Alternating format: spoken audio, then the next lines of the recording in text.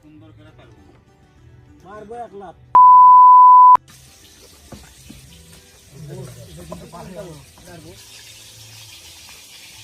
দাদা কাজ কর গোল গোল করেছো আর সুমনের ভুঁড়ি দেখ এর চাপ দিয়ে দে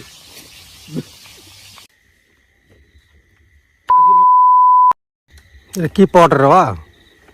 শাহী পট শাহী কোন জাত শিখেছিস তুই হোটেলে বলছিল তখন এই শাহী রেছে কাম মেম্বারও বলছে তো